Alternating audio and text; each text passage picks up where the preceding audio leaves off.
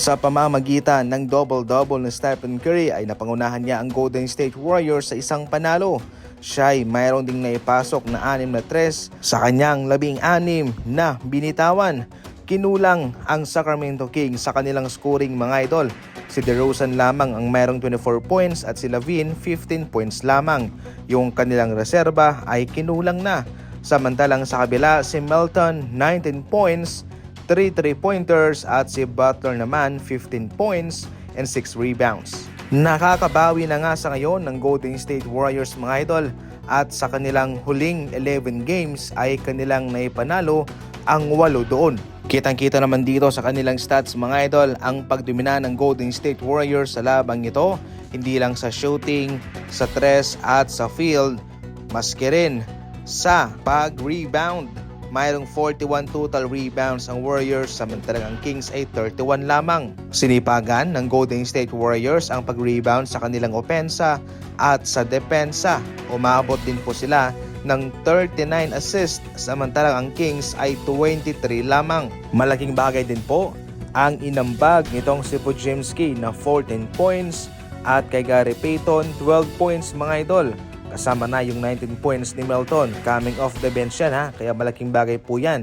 Si Post naman 11 points, si Green 11, si Moody 7 points lamang siya.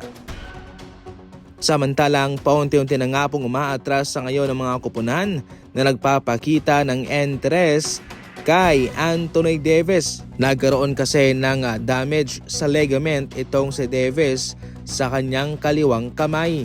Nanggaling po mismo ito kay Tim McMahon mga idol at kay Shams ng ESPN.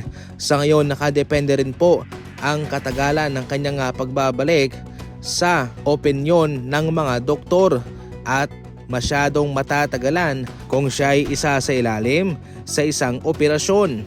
Ito ho'y magbibigay sa kanya ng maraming buwan para magpagaling at baka hindi na nga siya makaabot pa sa playoff.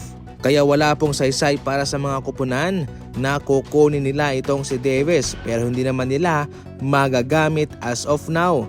Kaya sa ngayon mga idol ay umaatras na nga po ang mga team sa kanya. Sa kabilang banda naman, panigurado na ang Detroit Pistons ay hindi nagagawa ng malaking trade sa season na ito, especially sa trade deadline.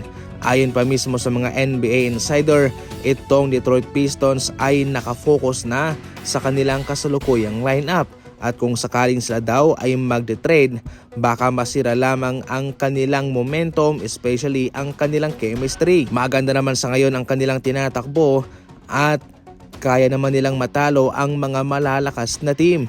Kaya wala na silang problema pa. Kaya sa ngayon mga idol, hindi po magiging aktibo ang Pistons sa mga usapang trade, especially sa trade deadline.